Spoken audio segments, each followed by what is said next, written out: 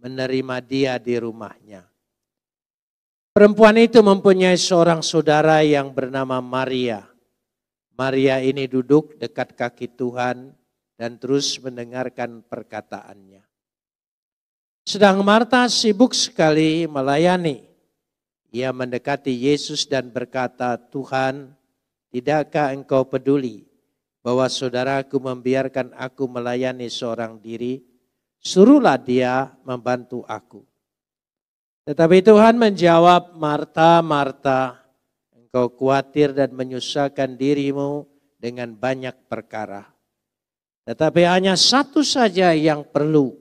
Maria telah memilih bagian yang terbaik yang tidak dapat diambil daripadanya.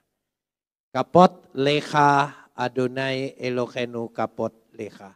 Segala kemuliaan ya Adonai Tuhanku, kemuliaan bagimu. Saudara tentu sudah mengenal, membaca, mendengar firman Tuhan. Saya sendiri sudah beberapa kali membawakan perikop ini. Tapi minggu ini kita ingin melihat dari perspektif yang lain tentang kenapa sampai peristiwa ini dimasukkan.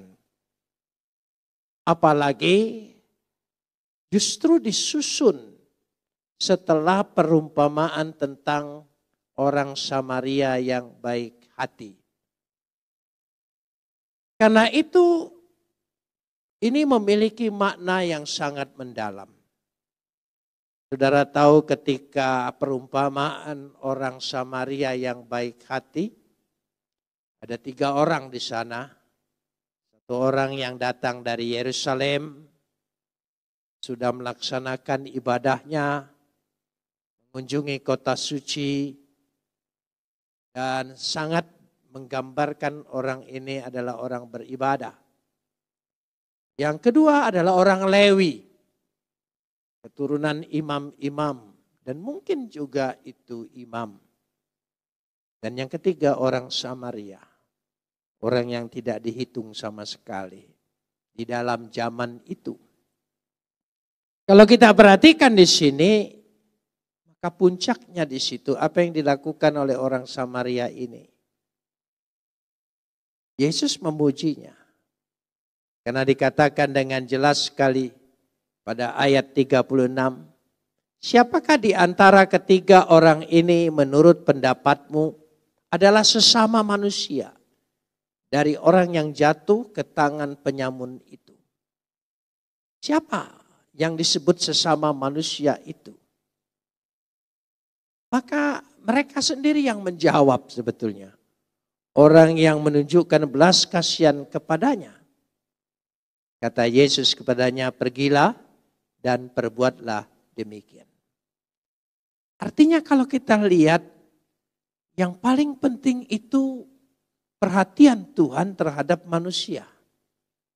Kehidupan manusia. Kebaikan kepada sesama manusia. Dan kebaikan kepada sesama manusia itu universal.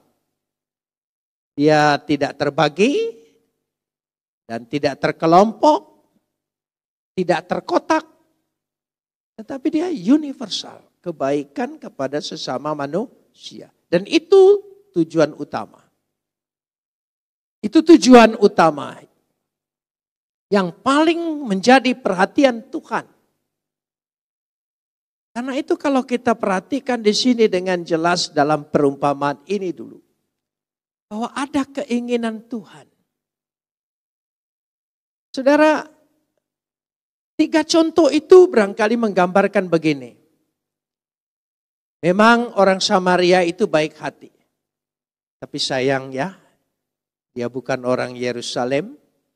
Bukan orang Yahudi dan bukan juga keturunan imam. Seringkali kita mendengar di masyarakat kita juga begitu. Orang itu baik tapi sayang ya, tidak seagama, tidak seiman dengan kita. Saudara, seolah-olah kebaikan itu ada kotaknya. Tapi kita diajar oleh Alkitab, diajar oleh Yesus, kebaikan itu universal.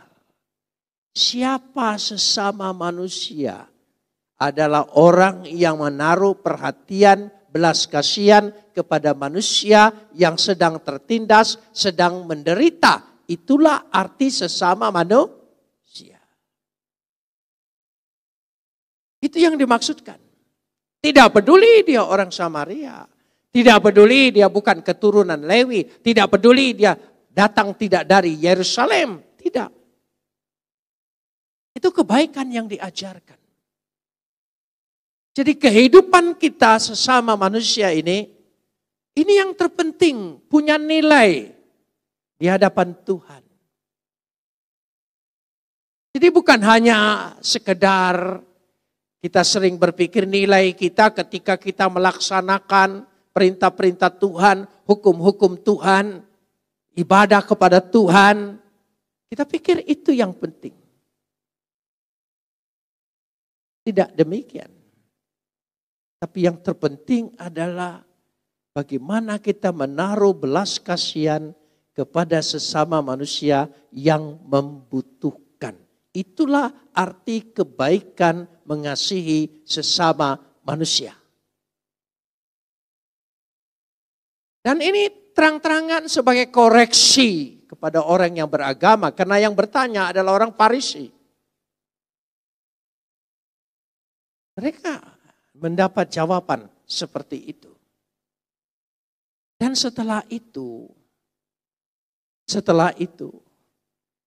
masuk pada peristiwa, bukan perumpamaan, peristiwa Marta dan Maria. Jadi melatar belakangi ini kita melihat apa tujuan dari perumpamaan ini tadi. Dia datang ke sebuah desa namanya Betani menurut Injil yang lain. Di situ tinggal yaitu dua bersaudara bernama Marta dan Maria. Menarik sekali kedua nama ini. Marta itu berasal dari bahasa Aramik yaitu Mara berarti nyonya besar. Jadi apa ini nama aslinya? Apa ini gelarnya? Kita bisa saja punya pendapat masing-masing mengenai itu. Tentu karena disebut nyonya besar, pasti orang berada, orang kaya. Istilah yang populer sekarang bukan sembarang orang. Tahu apa orang-orangan? Bukan sembarang orang. Orang yang mar. Karena itu mar itu dia feminim jadi Mara. Tapi mar itu maskulin yaitu tuan. Sementara Maria sendiri juga memiliki arti nama ini. Dan mungkin karena latar belakang namanya sama berasal dari bahasa Aramik Maryam dan Maryam. Jadi Maryam bisa Maryam. Itu dikatakan di situ. Kalau kita lihat bersama-sama di sini, Maria ini memiliki arti nama 3 hal yang semua negatif. Mengharapkan anak, pahit, dan pemberontak. Kalau kita lihat di sini, mungkin karena di latar belakangi bilangan 12. Apakah predikat ini menyusul kemudian? Saya percaya tidak ada orang tua memberikan nama kepada anaknya hal-hal yang jelek. Nama itu aslinya yang baik-baik. Tapi kemudian watak, tabiat, sifat orang yang kental sekali dengan dia. Sehingga bisa saja orang berkata, oh dasar si Maria. Oh dasar si Marta. Bisa seperti itu. Karena predikat itu menyusul setelah melihat tingkah laku, tabiat, watak orang itu. Dan kedua perempuan ini sebetulnya mengandung pemikiran yang sama. Yaitu pemberontak. Pemberontak artinya menunjukkan satu sifat keras kepala. Dan tidak mau mendengar nasihat orang lain. Ini kedua perempuan ini. Dikenal di Betania itu. Keras kepala. Bisa dilihat. Karena kaya. Bukan sembarang orang tadi. Ya, jadi dia keras kepala dan tidak suka mendengar nasihat orang lain. Karena orang lain tidak dianggap apa-apa oleh dia. Dia kaya raya. Lalu Maria memiliki nama, ada satu harapan. Yaitu berharap punya anak. Berharap punya anak. Kakaknya bernama Marta. Ketika orang tuanya, ibunya mengandung satu lagi. Saya percaya karena ini pikiran orang Yahudi. Dia berharap anak laki-laki. Maka disebut mengharapkan anak. Kata anak di sini lebih menunjukkan kepada maskulin. Ya gitu, ben. Jadi untuk menunjukkan bahwa dia berharap. Mengharapkan anak. Anak tentu dia harapkan adalah anak laki-laki. Ternyata perempuan lagi. Orang tuanya menganggap ya pada waktu itu budayanya. Kalau perempuan lagi. Ini hidup kami menjadi pahit. Mungkin arti kemudian seperti itu. Dan wajar sikap orang tua seringkali tidak menyadari pilih kasih. Ya, seringkali tidak menyadari. Seringkali kadang-kadang ada sedikit sentimen dengan salah satu anak. Sehingga Maria punya sikap memberontak. Keras. Dia harus bersaing dengan saudaranya. Menjadi pemberontak. Karena Maria keras.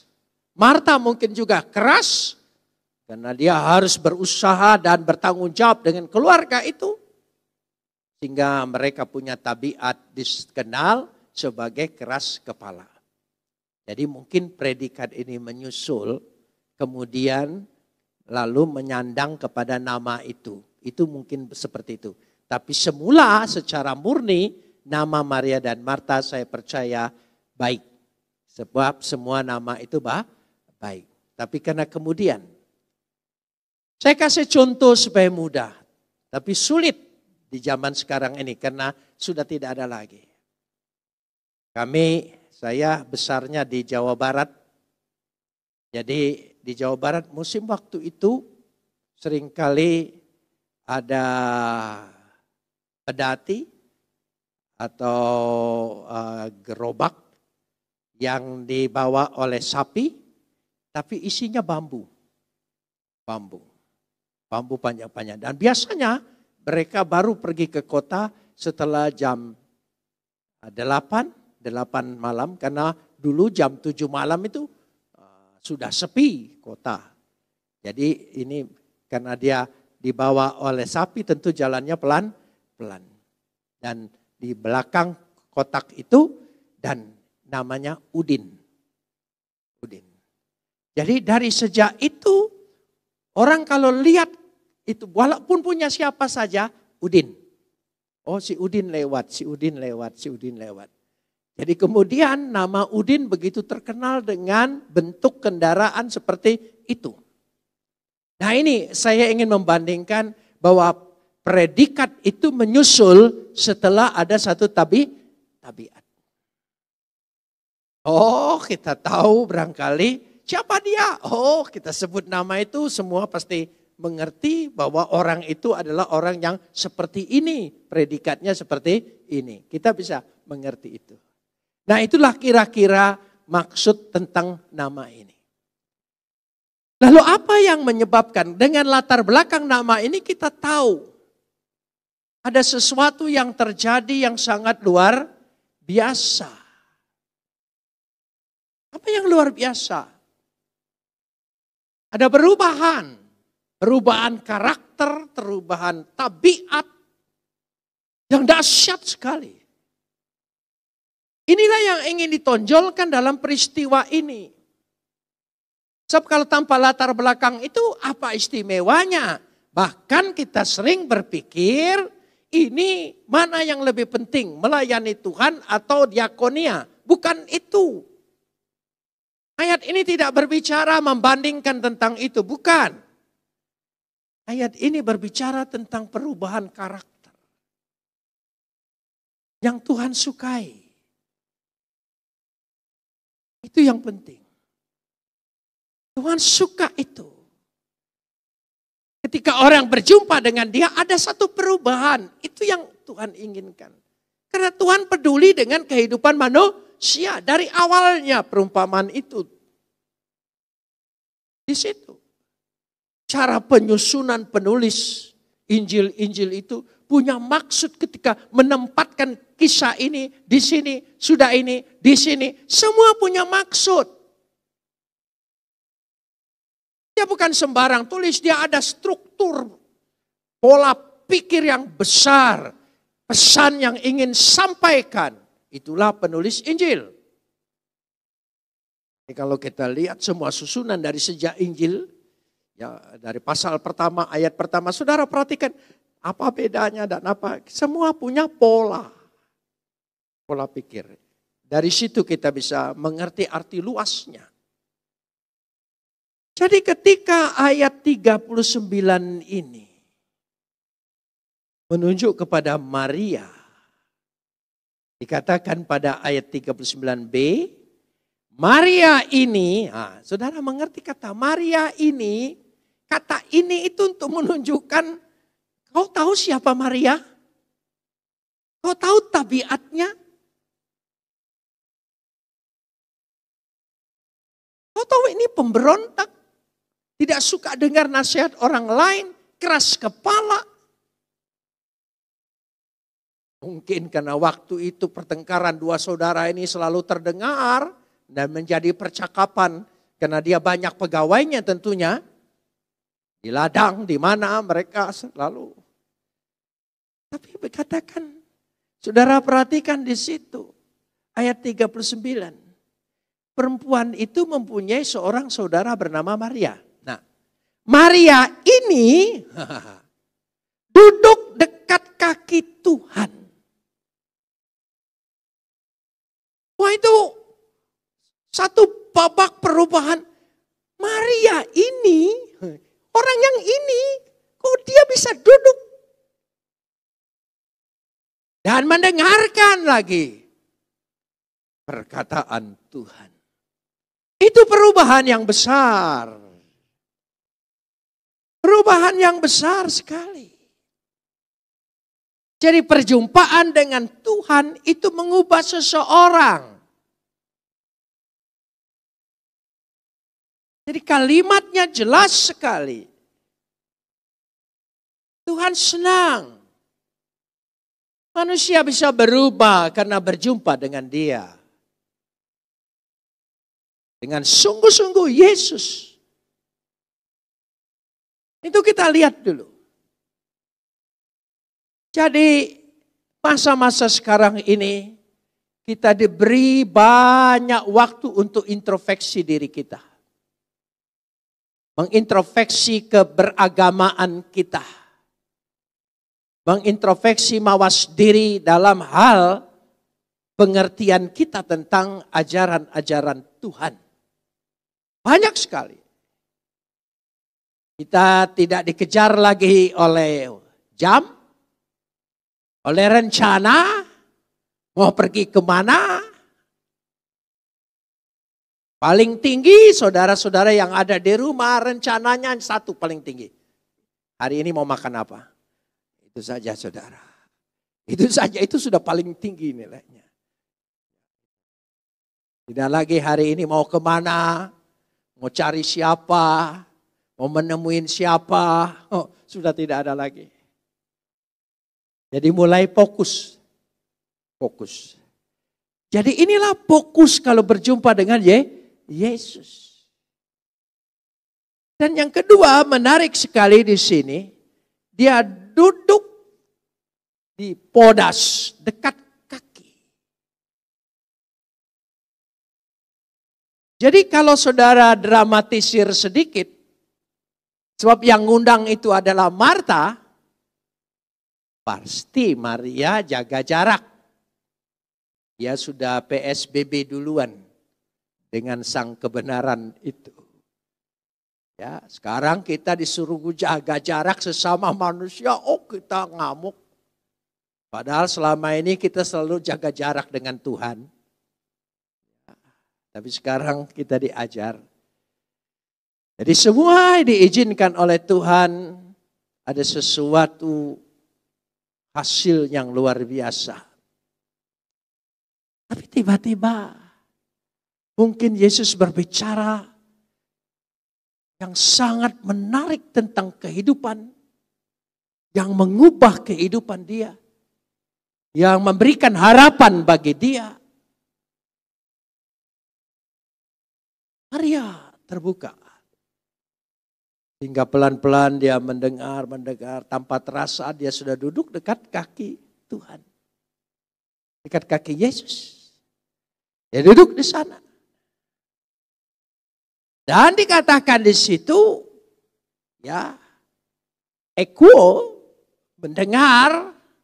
Nah, orang yang tidak, tadi kan latar belakangnya tidak suka mendengar nasihat orang lain. Sekarang duduk mendengar. Bukan protes, bukan ngoceh. Bukan banyak tanya. Tapi duduk mendengar. Ton logon. Perkataannya, firmannya. Firman Tuhan. Bahasa Indonesia dikatakan terus mendengarkan perkataannya. Berarti dia menyimak, mendengar, penuh perhatian yang luar biasa. Yang membuat dia memiliki harapan lagi. Memiliki harga diri lagi. Hidupnya punya tujuan. Ada fokus yang dia tahu yang terbaik. Oh, makanya nanti dipuji oleh Yesus. Dia telah memilih yang terbaik. Di sini letaknya. Jadi itulah yang melatar belakangi ayat 39 ini. Lalu berbanding, bukan perbandingan berbanding saya katakan. Ayat 40, sedang Marta sibuk sekali melayani. Saya kasih penekanan bahasanya. Sedang Marta sibuk sekali.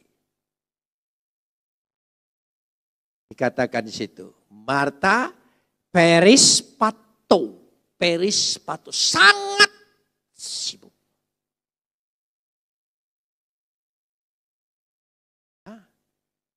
Peripolen dengan banyak diakonian pelayanan. Ya sibuk. Kalau saya perhatikan di sini, ayat ini di kemudian artinya dia sibuk di sini artinya dia tidak fokus. Buat apa dia mengundang Yesus datang? Buat apa dia perlu ketemu Yesus? Ada prioritas yang paling baik apa yang diperlukan dari Yesus? Dia tidak.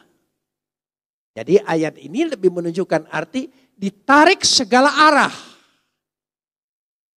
Tidak fokus lagi. Ditarik. Ini bukan soal bandingan pelayanan dan mendengar firman Tuhan. Tuhan ingin satu. Yang dikehendakinya, yang dirindukannya. Manusia itu duduk diam. Dengar firman Tuhan. Bersekutu dengan dia. Aku mengasihi engkau. Dan engkau mengasihi aku. Itu hubungan kita dengan Tuhan. Kita percaya Tuhan karena apa coba? Karena apa? Coba kita koreksi.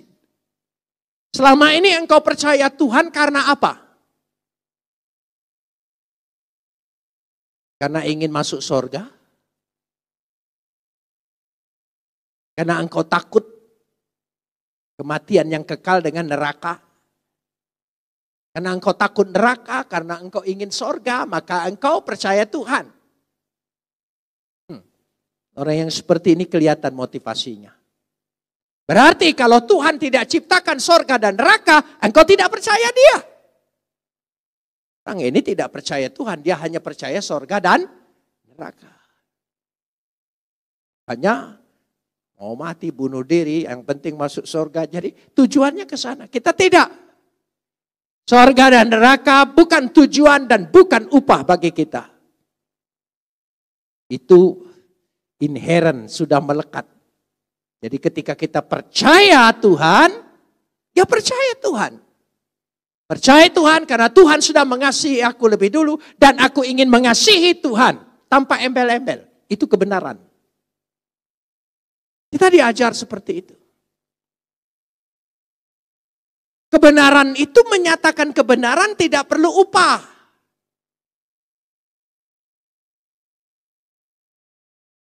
Coba saya tanya saudara atau saudara tanya saya, baju saya ini warnanya apa? Hitam. Memang hitam kan? Apa ketika saya menyatakan warna hitam lalu saya minta upah? Upahnya mana? Bukan. Bukan upah. Kalau memang Tuhan itu ada dan dia adalah kebenaran, kita tidak peduli dengan upahnya. Kita peduli dengan persekutuan hubungan dengan dia. Amin. Itu yang penting. Jadi bukan soal upah. Melayani bukan soal upah. Karena kecintaan kita dengan dia. Nah, selama ini mungkin kita terlalu banyak motivasi. Terlalu banyak berharap dengan apa yang Tuhan buat. Bukan pada pribadinya. Saudara pernah berjumpa dengan orang. Ketika saudara memberi, dia berkata engkau baik. Begitu engkau tidak memberi lagi, kebaikanmu selama ini hilang semua. Karena yang disebut baik itu pemberiannya, bukan sang pemberinya. Jadi kalau kita menyatakan adanya Tuhan, percaya Tuhan karena Tuhan mengasihi kita, memang itulah kebenaran. Itulah yang dikatakan Yesus, akulah jalan dan kebenaran dan hidup. Jadi kalau dia kebenaran, kita tidak perlu menuntut apa-apa. Ini bedanya. Jadi ada sesuatu yang diinginkan oleh Tuhan. Yaitu bersekutu dengan dia. Prioritas yang paling utama, aku ingin hatimu, aku ingin cintamu.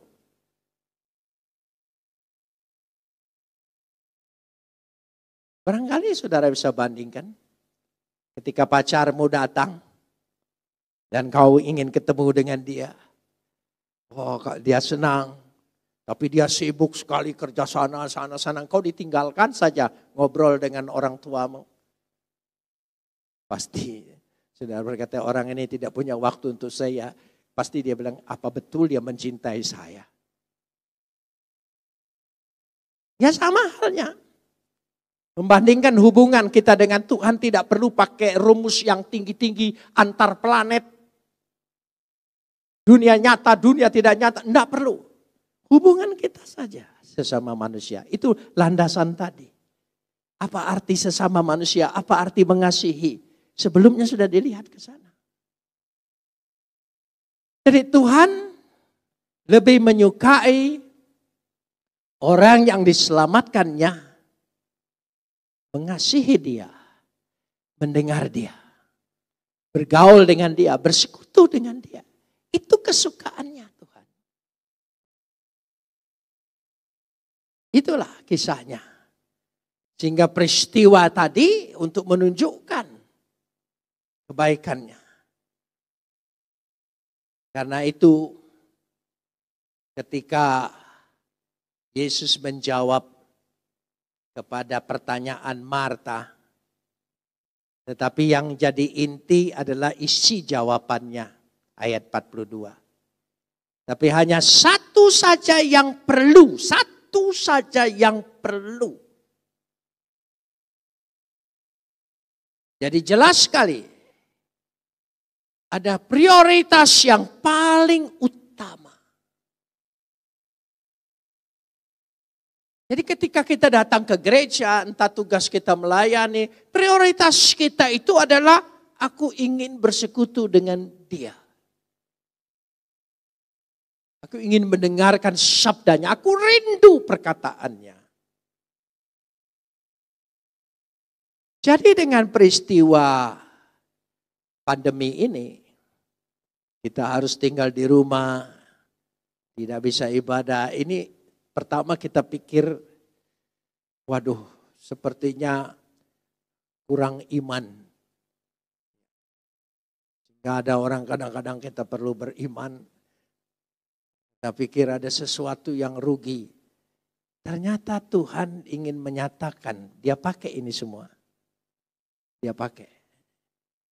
Dia pakai untuk menyadarkan kita, apa kita ingin disadarkan atau kita hanya ingin dipakai. Itu beda. Kalau dipakai Tuhan itu tidak ada arti. Ayam dipakai oleh Tuhan berkokok untuk memperingati Petrus. Nah saudara ingin jadi ayamnya, alatnya atau ingin jadi Petrusnya yang diingatkan. Ya mudah saja. Dari situ letaknya. Karena itu dalam kesempatan peristiwa ini. Apa artinya gereja besar? Apa artinya gedung gereja yang megah? Apa artinya jemaat yang banyak?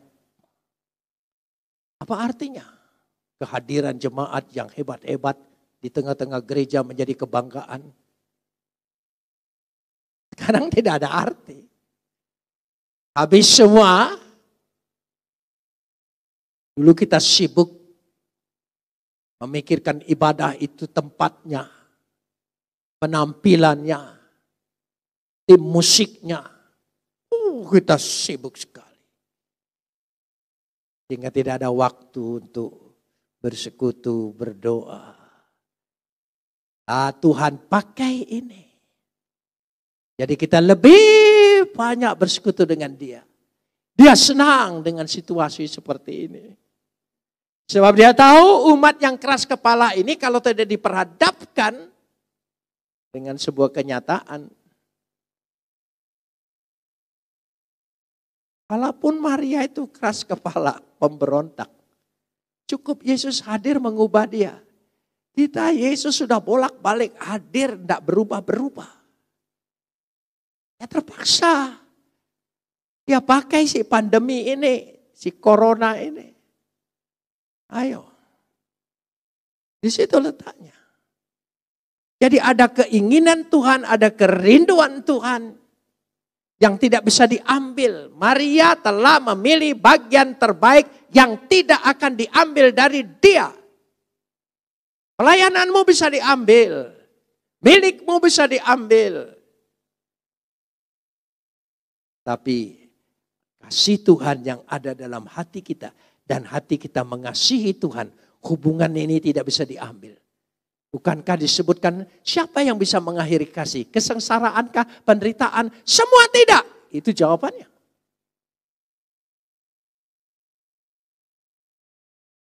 Banyak rumah tangga kita mengalami goncangan, penderitaan, kesusahan. Kalau bukan kasih, barangkali sudah patah di jalan.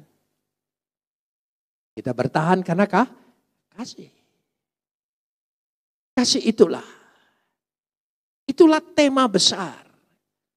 Karena Dia adalah Tuhan yang kasih setianya kekal selama-lamanya. Jadi bagaimana sekarang kita mengerti dengan situasi ini bagian yang terbaik. Bagian yang terbaik. Agapen merida. Bagian yang terbaik.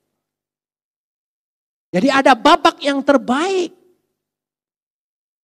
Yang Tuhan senangi. Dari seluruh rangkaian ibadah, pelayanan, hidup ini ada yang terbaik, yang terutama, prioritas paling penting. Yang tidak bisa diambil. Apai rete setai. Tidak bisa hilang. Kasihnya. Hubungan dengan dia. Itu yang tidak bisa hilang. Mari saya ajak kita membaca 1 Samuel 15 ayat 22. 1 Samuel 15 ayat 22. Sebab ini bukan soal membandingkan perlu ibadah atau tidak. Ibadah kalau tidak ada hubungan hadirat Tuhan buat apa? Hadirat Tuhan itulah yang disebut menjadi ibadah itu penuh arti. 1 Samuel pasal 15 ayat 22. Kita lihat. Tetapi jawab Samuel, apakah Tuhan itu berkenan kepada korban bakaran, korban sembelihan, sama seperti kepada mendengarkan suara Tuhan? Ini zaman perjanjian lama, yang ibadahnya dihiasi dengan korban, yang menjadi pokok dan utama tentang korban. Dibandingkan Samuel berkata, ya, berkenan kepada korban bakaran, korban sembelihan, sama seperti kepada mendengarkan suara Tuhan. Sesungguhnya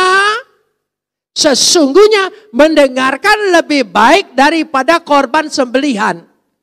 Memperhatikan lebih baik daripada lemak domba-domba jantan. Itu maksudnya.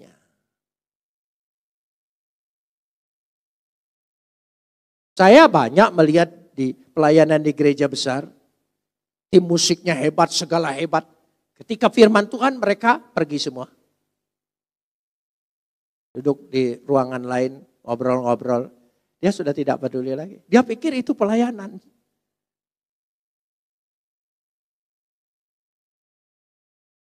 Tidak, saudara. Jangan salah, jangan salah. Oleh karena itu, hubungan dengan dia, itu ayat jelas sekali. Yang dikehendaki, yang dirindukan dia. Yang diterjemahkan dalam peristiwa Maria dan Marta. Coba kita lihat lagi, Pengkhotbah pasal 5 ayat 1. Pengkhotbah pasal 5 ayat 1. Kita lihat, karena itu supaya kita tahu ada bagian yang terbaik, yang tidak bisa hilang, yang tidak bisa diambil. Pengkhotbah 5 ayat 1. Ini yang nulis, ini mendirikan bait Tuhan paling besar. Ya, paling besar, paling hebat, paling megah.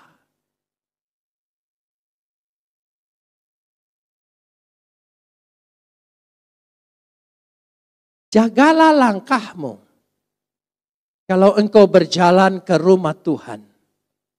Menghampiri untuk mendengar adalah lebih baik daripada mempersembahkan korban yang dilakukan oleh orang-orang bodoh. Karena mereka tidak tahu mereka berbuat jahat. Di berbuat jahat itu bukan hanya merampok, membunuh, membawa korban, tapi dengan mungkin sibuk domba yang mana yang paling besar. Lalu saling pamer.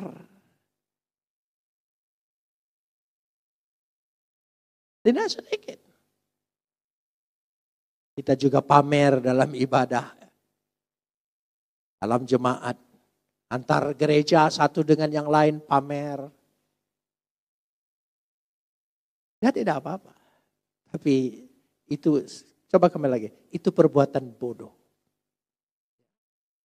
Jadi yang jelas dikatakan, menghampiri untuk mendengar adalah lebih baik daripada persembahan korban yang dilakukan oleh orang-orang bodoh.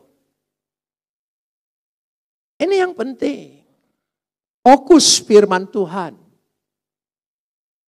Jangan firman Tuhan, pemberitaan mimbar Tuhan itu hanya ecek-ecek. Ambil dari YouTube sana, YouTube sini. Kayak istilah-istilah motivator. Firman Tuhannya sudah tidak dikupas lagi. Tidak menjadi pesan. Kita bersekutu dengan dia. Nah sekarang Tuhan izinkan jemaat masing-masing di rumah membaca ayat sendiri. Kadang-kadang banyak jemaat baca ayat itu nanti aja giliran pendeta. Setelah itu tidak. Alkitab yang segini aja sudah malas bawa. Masukkan di HP.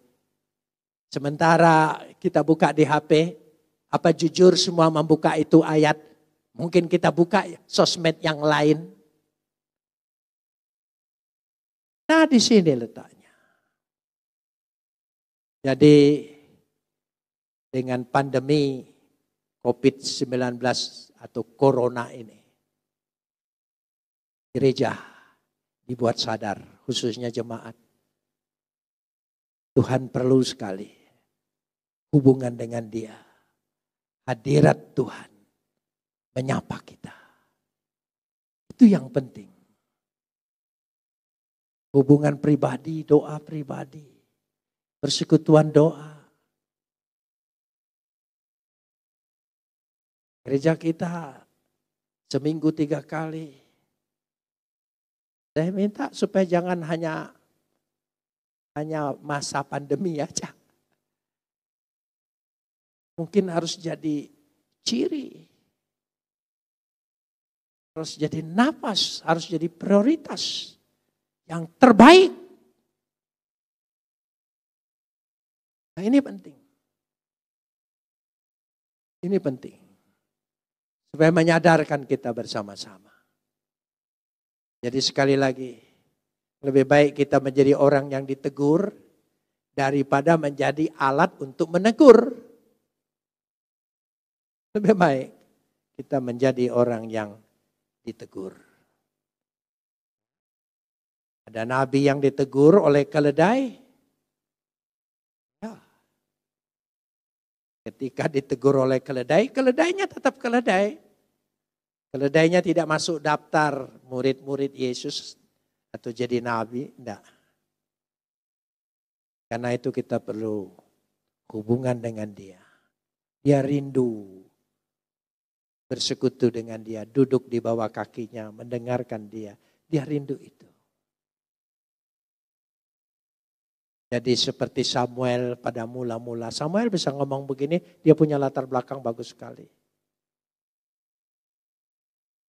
Tuhan, bicaralah, hambamu mendengar. Itu kata kunci mengawali Samuel dewasa rohaninya.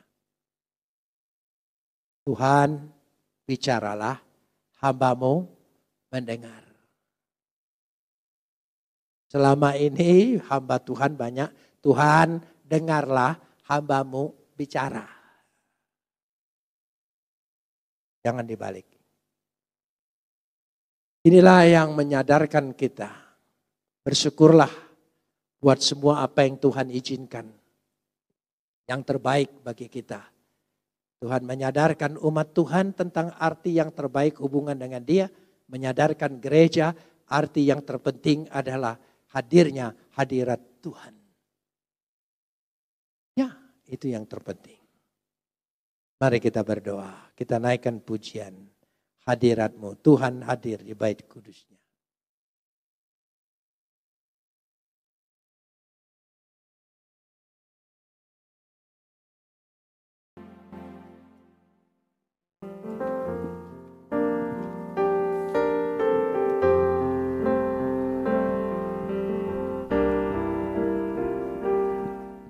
Tuhan hadir di bait kudus-Nya saat umat mencari wajah-Nya, berseru, berdoa, dan datang menyembah dan menikmati kehadirat-Nya. Jemaat yang ada di rumah silakan bangkit berdiri. Tuhan mau dekat dengan Sama-sama bersama menaikkan pujian penyembahan ini.